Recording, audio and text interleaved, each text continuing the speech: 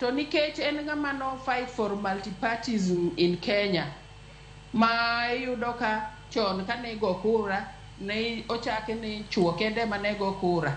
Koro kura e lokruoge mobedo go miyo mine bende go kura, to seche mane go kura ne yudo ka seche moko ni pango line, matiende ni jomobiro matek nyalo dhiro joma nyap mariwe i line gi makwan jogo. Ratiro bende ne onge. Koro yudo ka these political parties mang'eny gi osemiyo wasebedo gi ratiro mar go kura ne ng'ama idwaro, mar yiero kijende, mar yiero mine, mar yiero joma nigi ng'ol. Yudo ka political parties gi moko bende kata nomination bok gimi jomo dagi ng'ol, ok gimi mine. Matiende ni gin jogo ma mwenye nguvu mpishe, kosekalo dhi, teno yako moyako jomodong to dong kaneno. To magi gin ratiro ma Raila osekedone, and mane momiyo osedonje majas mang'eny, nikech ong'iyo ni ng'ano kendo maka kelo ka to nyalo miyo party wani bed motegno. Ng'ano maka kelo ka to pache beyo, wanyalo kelo lokruoge mabeyo mamiyo waneno mbele kalure gi pillars monego bed ni support development, koriwo political, oriw gi mag oganda, to wariwo gi mag yore mag nweng'o. Iyudo ka gikwa gi dhi e yo makare. To political parties mang'eny gina mtokni moleng' mamoko ni e garage, to mane garage go to bok los gi e yo makare. Koro mago gin pek mwaseneno kaka oganda. To moving forward, chike mikelo mang'eny gi kapo nono nego these political parties, to waywa kanyaka chieng' watho, despite us having ni one gi free, one gi rights wa, to one gi institutions. Nikech these institutions, to me, they are inseparable. Nitiere kuonde moko magiriwore ma king'iyo kindgi to gin seamless, gitwang'ore. To kuonde moko to kochopo tibiro yudo ka gin gigo minyalo wacho ni kae to ne wayudo ratichwa. Mane pacha. Agonero kama Ruth Otieno en kinene ma odunda ka chiel kan romo sareo ang'ina ng'aduogo ka mondo mayod paro ma gada gu kontiere godo pod stokar ka chiel koda ka Peter Agoro ma pod wan godo ka kwa medo twa ka warango rapar mar Raila Amolo Odinga kaka jaked ne ratich oganda. Penjo mathoth anya pod nitiere ang'ina ng'aduogo kae pok ayudo pach Peter Agoro kotere kod wach mano mar duon buche mathoth. Ang'idwoko kanyo mondo mi duoko oganda gugo ka waduogo iri bende nitiere weche miwacho ni ne en test maduong' ahinya ne Raila Odinga kotenore kod weche mag kedo ratiro mag oganda ahinya handshake mane kinde kod Uhuru Kenyatta mano ma 2018 ma bende wacho ni nobiro e backdrop moro mane wacho ni en betrayal maduong' ahinya ne ratiro mag oganda, ahinya jogo wacho ni mawito ngimagi kinde mang'anyo timore e kinde ma ok mantiere. To jomoko bende ne siro mosruok machalo kamagi ka wacho ni kano ke lwasi makare mag yudo dongruok kod mathoth ma pontiere kar kae. Ne wan gi critics kata jogo ma bende ne neno ni ok otimo gimoro makare e kinde machalo kamano. Aduogo mondo Mohamed Kole ka waduogo e tielo no mano mar ariyo kod tielo mogik e chenro ni mar piny wakawi masani kikedi mabor.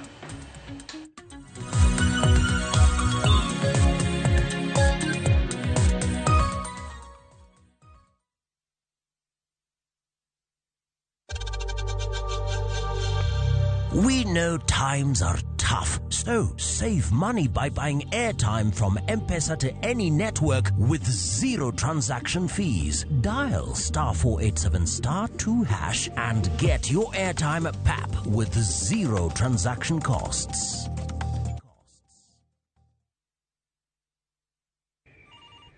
Baite bwana, baite murume. We wacha bwana. Unanipigia simu saa hii? Si utafanya ni nyongo bwana. Unataka miraa yangu ikatike? Ai bwana murume hufai kunipeleka na hiyo ongea. Murume unanipeleka na ongea ya gari ni kama imeibiwa bwana. Dial *811*415# to get Vite as your skiza tune.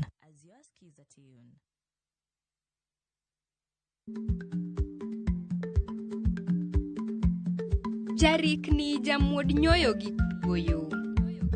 Matiende ni dhi matek maok inono maber samoro nyalo miyo ng'ato midhiero.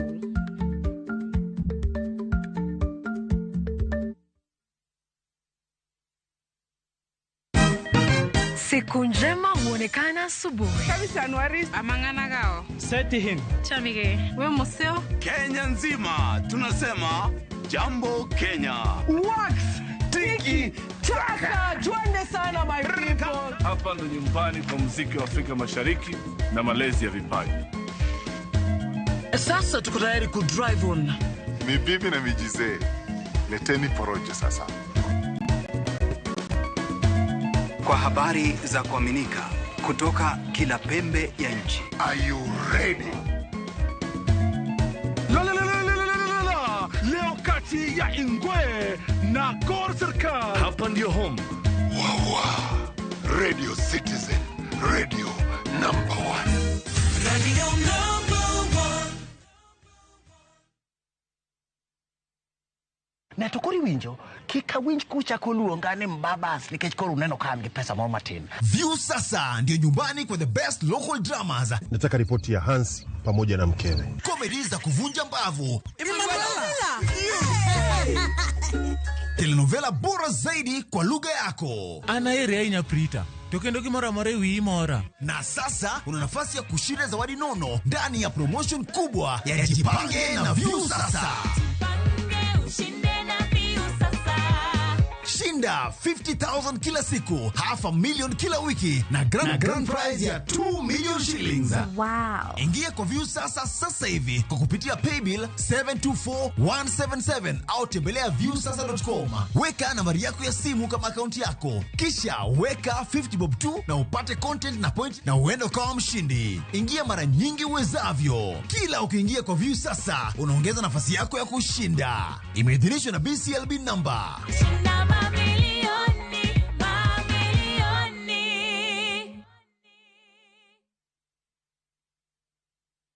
Zanzibar, an island of spice and soul, and where every day begins in wonder and ends in magic. Wander through the winding streets of Stone Town. Sail away on a sunset door cruise. Breathe in the rich scents of the spice farms and escape to Namba Island for a day in paradise. Come with someone you love or come alone and make the island your own. Enjoy 4 unforgettable nights from only $950 per person sharing or $1,190 for a solo trip.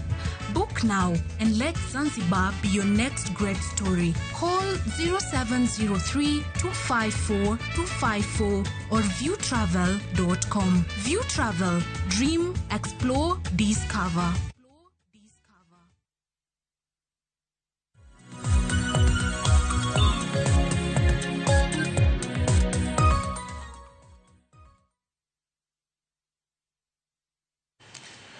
Machini kendo nyakura muge juang en mor mara ni podikete karkae chendro en mara rupiny wadhi nyime kod twak manogo kachiel kawarango rapar mara Raila Odinga kaka jaked ne ratiro mano mar oganda. Weche thoth ahinya mantiere karkae to mana kaka nowache wakili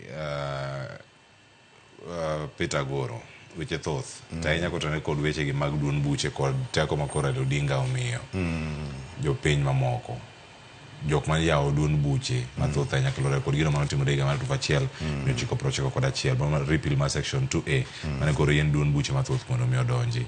Winjo kanyo paro magada guko golo kae kachiel koda ka Ruth ka entiere kaunti ma Kisumu dimede mane kaka paro Raila Odinga apane the first speakers giwuoyo maber e weche mag multipartyism to kidwa ng'eyo gimomiyo multipartyism en gima ber to ng'i telo mar KANU ndalo from 1980s to 1990s kapok wabedo gi multipartyism in 1992.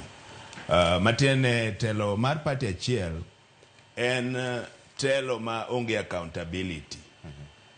Okinyal bedo kod opposition. Bedo benefit mar kata advantage mar bedo go opposition. Matiene wabedo gi ideas mopogore.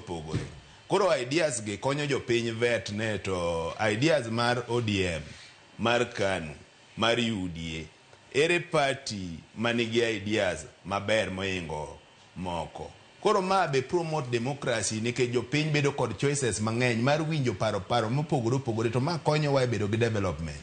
iwinjo ka Raila kaka ODM believe in social democracy ning'iyo ne to nitie the vulnerable in society mar marginalized to Raila manifesto ne nong'iyo ga sana gima Raila ne ng'iyo ga ne to joma ne piny mogik mar lada mar ngas gin ere kaka wanyalo ting'o gimalo as a party mondo gibede same level gi joma moko ma nitie basic dignity moro ma ng'ato nigodo kaka dhano. Koro bedo gi parties mang'eny ni en gima ber, okonyo accountability. Maka party moro dhi marach to kata ka iparo ne paro mar party ni opogore gi mari obiro gi idea ma improve mar party machielo. To kata during this governance kaka sani wan gi UDA to wan gi parties mamoko manyalo ka UDA dhi marach to gibedo alternative voice of government. Matere government in waiting ma gibiro gi paro ginyiso jopiny gima party ni timo ok onego bene kama ok kaka itayo piny itayo kama. Koro en gima konyo maber mondo mi wabed kod democracy, mondo wabed kod development, to magi ideals mane Raila ochung'negi. To right mar participation in political affairs king'iyo article 38 of the constitution oyiene ng'ata mar participate and even forming a political party king'iyo article 38.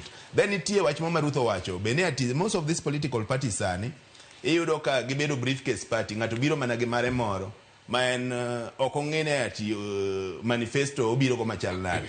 However nitie constitutional guidelines ka kidwa sani Cleophas kidwa form a political party, this is a body mandated ma nyaka ibigi manifesto mari magivet gigi tete kaka idwa ginene godo. Onge ng'amo yiene biro gi political party mora mora ma promote ideals ma goes against democracy. Emomiyo kata mana these political parties, be it ODM, be it UDA, including their party primaries, they are governed by the Constitution of Kenya 2010.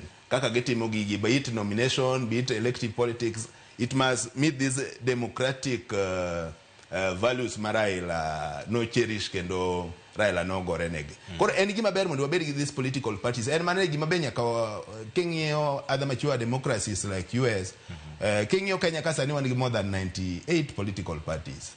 To king'iyo other US, I'm sure they are not more than 4. Therefore. To king'iyo mar wan ikono 98 political parties gi wan ne to gitang'o ma gitimo maka wabed nikech moko nitie makata mane pok iwinjo nyingegi. Matine en gima ma ng'ato bet godo e ode. Samo dwa dhi manyo skuma moro to wuok odhi manyo go skuma. Na winjo gi by election. Akawa ka skuma. Gin gi bira ga seche moko mag election gi but gimoro makoro ge stand for minyalo identify go party kaka ODM kata UDA onge. Koro mane gimo miyo jopiny be omiwa that ginene chik makende wan gi teko, the power is with the people. Onego bene wambe wabet this political party kapok ng'iyo kapok support political parties to ngine what do they stand for. Kamano iwacho ni ka duon bura mano mar ODM ose stand test of time. Wacho ni sani entiere kulu mar dhialo igni 20 mare kenge ma ng'ato nyalo wacho ni ma to ODM ochung'ne magi ma inyalo wache machal nade. Gada guko kinang'ina dhi luoro ka nang'a tiyo kod Agoro ene dakika 20 mabiro bedo kwasetieko. Ratiro mag oganda ahinya to kiro ka yiero piny Kenya osebedo kaneno ng'anyo, kit ng'anyo mopogore yiero mar 2007 nobedo ng'anyo maduong' manokelo lal mag ngima bende mar post election violence ma 2007-2008 kanyo gad kinyalo range ngima moko bende mosebiro mokelo nyaka mosruok e kind Raila Odinga kod jotend pinje mopogore mano Uhuru Kenyatta no kanyo bende William Ruto. Jok mosebedo ka wacho ni kae mokwongo en ga major betrayal of human rights principles ahinya kotenore kod tok ng'anyo mano matok yiero to dhi omosore gi jok moko ken ng'ama ohero kwe kaka osebed ka bende igolo historia mane kendo neno ma bende igolo kod jogo mane machiegni kode dirange yo machal nade e kindegi. Aparo ni ng'ama osebedo ka ng'iyo gini kinli bro fwenyo ni sirkande te kiwer gi mar Jomo Kenyatta manosenindo Raila nosebedo kod gi mosruok. Nochakore gi Moi 1999 ka omoso Moi to giluonge ni collaboration government. To gie seche gi ne ntiere ng'anyo mathoth saidi. To kendo ebe ka nodonjo kacha manokete godo minister, kosekete minister to bang'e kodhi ofwenyo ni gir Moi ni onge kama dhiye to nodhi owuok oko kendo 2001 makae to gidhi to wacho Kibaki tosha. Kosewacho Kibaki tosha nodhi okete minister mamano to jopiny norwako samano oyier Kibaki 2002 maji osudo magi chak gichwanyore 2005 ka gichwanyore 2005 otim yiero manotim kaka an ang'eye gi kama bete en ni Raila Odinga noloyo yiero mar ker ma 2007 to ka noseloyo yiero mar ker to kaka gik moko notimore Kenya wang'eyo dhano notho 1330 to en owuon odhi obedo piny mong'eyo ni yawa be en gima kare ni nikech alaro mana bedo president jo piny mamoko mondo med tho nikech lwencha nogore e period ma are tarik 27 manogo e yiero Disemba mwadhi kamano nyaka chakiga kendo ne en dweche mar lweny ka ji nego to ji daro to mwandu iketho en kaka ng'ama dhano mosebedo ka deal kendo kedo ne ratich dhano noneno ka ok ochuno ni mondo ene mobed president ni makata ji tho emano owacho ni kar mondo ji otho wamany kaka wawinjore gi Kibaki mondo Kenya osud mbele ka en dino oketo ambition ne piny noketo yiero ma en owuon noseloyo piny mana mondo Kenya osud mbele koro ok wanyal wacho ni nitiere betrayal moro amora manotimo kanyo nikech macha yiero ma ene manoyiere to koseyiere to jomoko kwalo to ene ma pod odhi omosore moyie ni weya mondo wawenu lakini Kenya mondo osud mbele kik med neg ji noketo ambition ne piny mondo mi save Kenya kochako mosore gi migosi Uhuru Kenyatta sama koro ne gine handshake handshake ka ne ji odonje nikech ne nitiere demonstration mathoth Kenya wanyalo paro ji kaka Miguna gini nowito oko nikech kaka ne sirkand Uhuru no deal gi ji kore modhi obedo piny to wacho ni Kenya nyaka sud mbele okochuno ni ane manyaka bed president wawe mane ji oyiero ni nikech ebe ka noneno ka ji kaka Miguna gini kaka pachgi nosedonjo ji mane surround to gi supporters ne ji osechako bedo gi paro moro kata kaka macha mane ji wacho ni ji dwa dhi State House ni nyalo po ka ji no dhi State House to ka ji dine dhi State House ma giket paro no endo obed reality dine ok obedo gi Kenya sani mokwongo ji mang'eny ne dhi tho mamano gima sama nodhi e mosruok ne nochungo to mar ariyo kata ka ni nokotho ni dhi gol ker e yo ma ok oluwo chik to sama ogol e yo ma ok oluwo chik to chik nogono ema en owuon osebedo kokedo ne bende dhi bedo gima kare nokonya bedo gima kare ni in iwuon misebedo ki fight ni mondo ji obed gi demokrasi migoyo kura tiyiero ichaki kawo wafuasi ni idhi pudho godo ker manoseyier mosepuodhi mosechamo muma koro mae momiyo nowacho ni kar mondo ater ji kama idhi chinj gie kasto bende wadhi chak wagolo ker ni e yo ma ok kare we achaka ket ambition na piny amosra gi ng'ani wane kaka Kenya ringo kwa chako bire mar broad based makoro notimo achien mogik gi migosi Ruto banka notim yiero malo 2022 ndalo no leng kendo gik moko nobedo matek saidi Kenya kugik 2023 2023 dwe mar 4 Raila owuon nochako luongo ji ng'anyo ni osigo mar usuru tek Zakayo nyaka koro lor piny nikech neno usuru mimedo sakasa moneno ka jopiny hinyore ji odenyo ma ji ochako wuotho gi sufria e wigi ni onge kata gima wanyalo tede udi ma ji ochako timo maandamano to sama ji notimo maandamano ji owuotho karibu dweche 3 noketo aparo ni every Tuesday gi Thursday ne nitiere maandamano ji ne ok dhi tich Raila owuon ko pok wang'iye kaka jatend piny ebe en dhano ebe en gi familia ebe en go ala motimo to seche ma ji nigi maandamano nitiere instability ma Kenya ok sud mbele en owuon be ohinyore to sama embo ohinyore ni ong'eyo maber ni ji mathoth ma bende nigi ohelni ji mathoth ma ok nyal dhi tich sama maandamano bende hinyore koro mano me wacho ni aneno ka mokwongo joge osenegi anyalo paro nitiere picha moro koneg ji sana Kisumu owacho ni joge osenegi okaneka maandamano ni dhi konyowa lakini we wadoge drawing board okono Ruto ni adwaro ni mondo wa form committee ma wanyalo chako deliberate godo ni ere kaka konyo Kenya Makalonzo gini ema nokete committee mane bedo Bomas ni ma committee no NADCO manokelo NADCO report pod ni kanyo pod en rumors gini nikech onge gimoro amora ma wanyalo wacho mano bedo implemented keenly ene ma wanyalo wacho ni no hinyore e scheme no te ka giki ga mokalo the same things mane Raila yuago ka ochako dhi mbele kendo ji bedo kodenyo to jini gi lit ma ji no bedo godo e chunygi ji noluongo ng'anyo kigin ma okone ni Raila Odinga in beda odi mae kik ibiye lweny ni wane mwadwa goye ma ji nodonje street higa mokalo dwe mar 6 dhano nonegi ma cases pod dhi nyime owelni nokethore mang'eny ji mang'eny nomaki pod cases gi dhi mbele ratich dhano norochi kabisa to kaluwore gi kaka sirkal notimo gik moko ji mang'eny chunygi nodhi mobedo malit makata nyalo paro chieng' mane wan kodi kae mane ji owacho ni gidwa dhi State House ka giwacho ni gidwa dhi State House mae kama koro waneno ka Raila ochako reach out mondo gichak wuoyo nikech gima ne ji wacho ne gikuong gichako ni finance bill must fall gichak gidhi gimachielo ma koro odhi olokore ni Kasongo must go to Kasongo must go ma ji wacho ni odhi nang'o to yiero pod en 2027 to wane 2024 kae ma Raila oneno godo ni aparo ni e jumbe ariyo nosebedo maandamano Kenya to dhano inego to gik moko kethore ma tich ok nyal dhi nyime koro mawacho ni gini kako odhi ni to gi nyithindo gi kaka negi se dhi magituro bunge magidonjo magiwang'o kupo ne gi threaten ni gidhi State House ginyalo dhi magidonj State House to ka gidhi magigolo ker e tok chik then ere chik mo wasebedo kwa dhawne wasekedo malich higni mondo nwayud katibani makupo ne wadhi mwagol ker e yo ma ok ni kare then ok wadhi kata bedo gi election nikech ka ne ng'iyo IBC bende gi sechego ne onge mane nyalo timo election koro no wadhi yudo situation moro ma yes Raila ok obet rejo piny kaka ji wacho no ok ondhogo ji kaka ji wacho no owe ni atimuru gi mudwaro ka tudhi to udhi golo Ruto to ka nuse golo Ruto what next mane bedo penjo onge kata ng'a mane nyalo organize yiero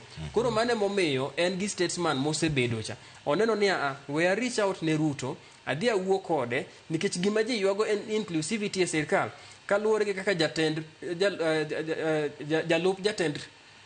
jalup ker ma by then Rigathi Gachagua en nosiko wacho shares to shares gi magi achiel kuom gik mane miyo jo Kenya ywak mogik koro mano wacho ni we amany ng'ani wawinjre gige machalo mag tax gi finance bill mane ji ywago no kuong we matin rwak ji te mondo ji te ofil included e sirkal kasto koro piny odhi mobedo mokwe en gama no sacrifice mana gigene mondo nene piny nyalo sudo erokamano nya Gadagu kelere yo makare ng'eni kapok kawo pach Ruth Elida Otieno ka entie kaunti ma Kisumu wadhi thuolo mar mondo mi asoma ne ote moro achiel kae ma Ruth nyathi Ochieng' owacho kama Rao 001 nokedo ratich oganda koro sani to bet odhi bedo matek ni mar mtetezi wetu koro onge wach chik mar mbui ni to ober to rach ne en ni ok ochiwo thuolo ne victim mondo miyo ji tetea nikech samoro imiyo ng'ato simbi kata sim obedo hacked bondiko gik ma offensive koro mae ogwang' wacho ni dhi tho e gop wadgi koso konchiel to asiro paro ni mar jomoko sani to tiyo gi mbui marach ji sani loso contents gi maiti minus gi jodongo mae ok en gino makare wacho ni moko bende yenyo marach mbui penj no okil ni bende jod bura nyalo intervene e wach mbui ni koso mogik to japiny nyalo timo nang'o bende japiny nyalo dhi e doho aloto akano moja ina kwa ngeni Gadagu ko kachel koda kapita gora udok mano ka wach marumo gik e boda ka ochiko maduogo sani adhira Ruth Elida Otieno ka entiere kaunti ma Kisumu ngi mede gi wach marimo gik bende ke paro Raila Amolo Odinga kaka jal mosebedo ka kendo ratiro mag oganda ta enya tok ng'anyo mathoth enya mosebedo ka timore ga pacho ka tok yiero e pare yo machal nade en med mano gi paro ma in god bende mogi ka watieko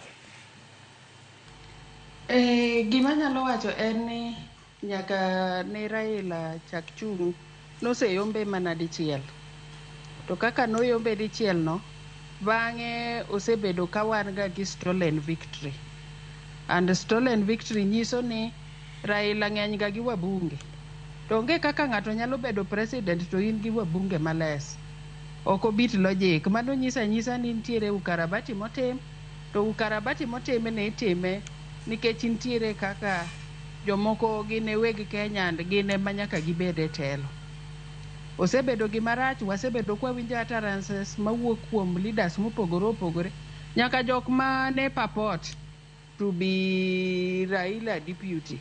Iyudo ka giwuoyo negatively, and mago gik maricho monego bed ni ok wuoge e duond jotelo ma wabet godo ni nyalo ritowa.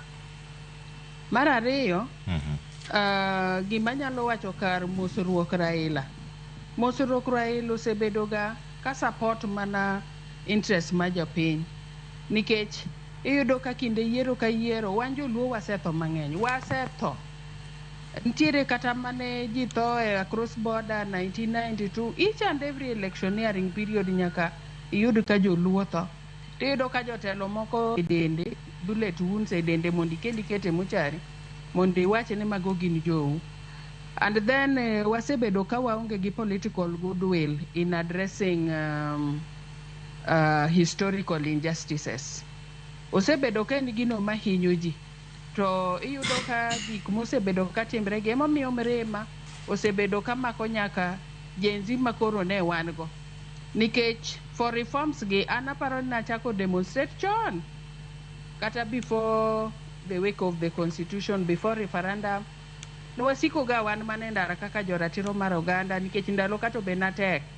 To sani to tinde okanyal dhi endara. To jenzi ma wan godo gi bende yudo ka ntiere jok moko ma bende tiyo kodgi e yo marach. Gin gi vision maber for the country nikech gin tribeless, gionge gi interest. But giwuoyo nikech giseyudo ka ji koro ling'. Raila mane wachiko mbele katiaga solongo wang'e despite having experienced all the tortures in the world. Ema koro tinyocha be gisekoni mondo jony. To seche mane koro gikonyo wagi, ng'ato bo yudo fuok.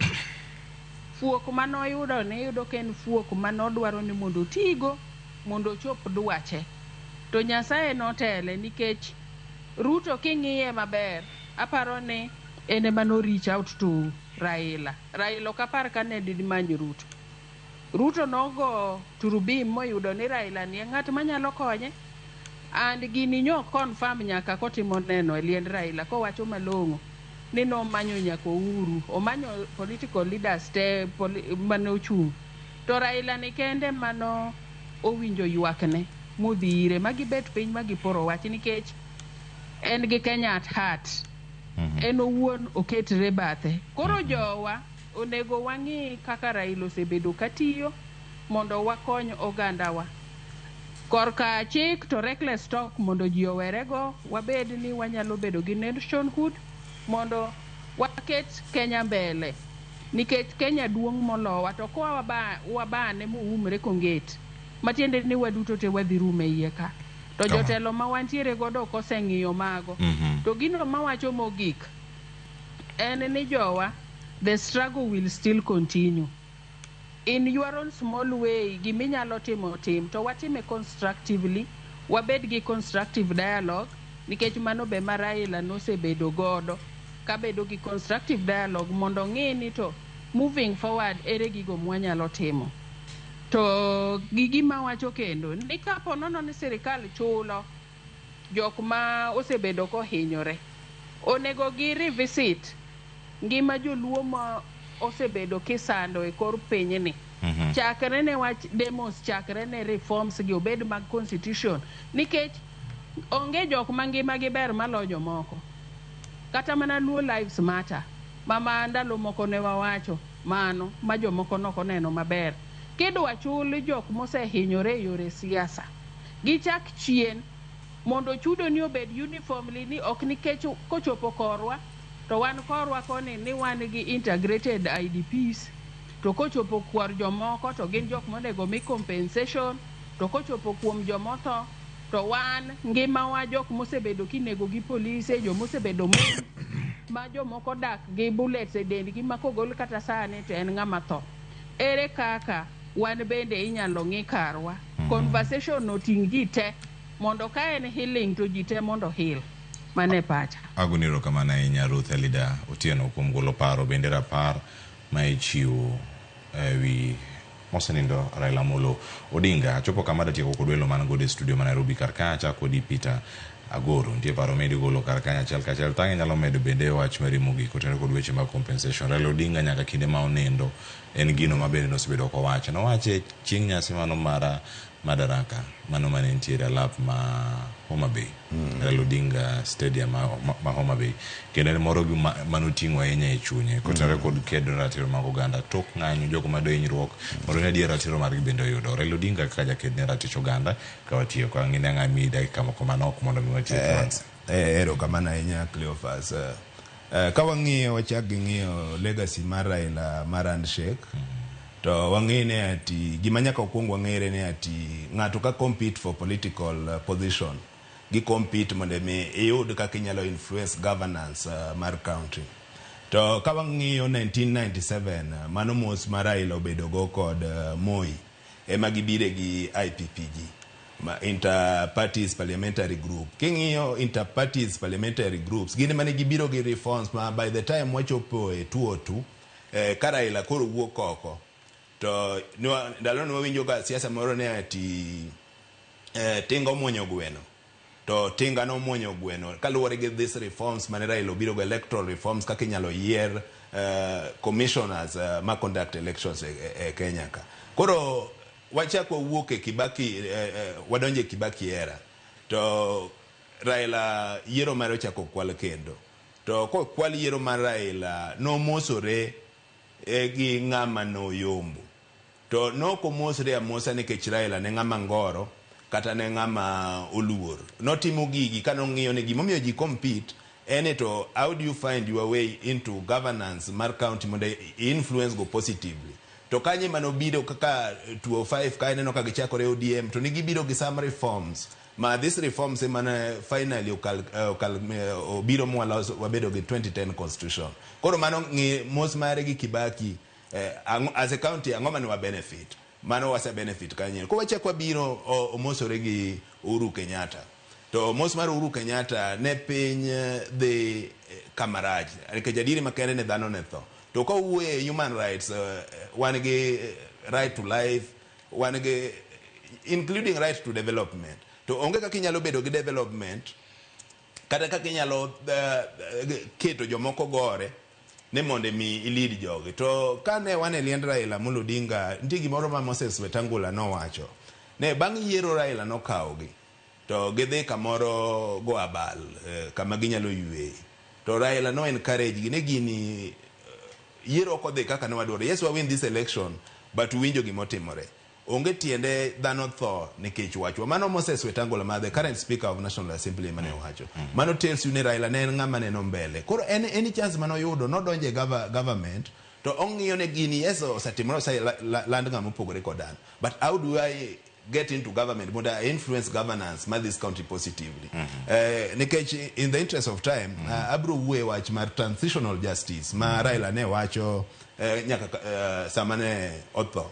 Neto, these victims of electoral injustices, katamana protests, after every election, as a county, wasaneno ka ji lose ngima gendara, jomoko to obedo nyaka iyudo gi disabilities, mobedo cost gi police brutalities. So how do we compensate these people? Ere kaka wanyalo amend fences gi joma no hinyore gi to gi joma nie telo. Be wanyalo kelo a healing process. Nikech kiwe these wounds for long, kigomba ka joma nene Rwanda ginyalo ng'isi gima history mar bitterness can lead to. En gima nyalo kelo ma chieng' moro ji negre kaka oganda madhano rumte moa kikwadong kod ng'ato. Koro Raila ne wacho ni to joma ohinyore gi kata yes koro wan gi telo machielo, to joma no ohinyore godo gi ere kaka wanyalo opogore gi just monetary compensation momi ng'ato pesa nikech ng'ama osetho ok nyal chulo pesa. To ere kaka wanyalo bedo gi reforms mondo mi gik moko aina gi kik chak timre. Koro mage legacy mag Raila ne wacho ne gigi kata ka gisetimre gi richo, but wabede gi reforms mondo wa correct gigi kik gigi chak timre kendo. Ko kamano to erokamano. Erokamano ahinya Peter Agoro. Gada guko antiere iri hedu wach mari mogik. Wach mara mogik mokwongo wa duok penjo mane jawinjo cha upenjo. Kabe bunge nyalo intervene. Gie seche gi bunge ok nyalo intervene nikech bunge ema ne okalo chikni kae to tere ne ker. To japiny atema ngonya dhi e do piny machielo. Japiny nyalo dhi e do kaka koro nwaneno ka jomoko osedhi.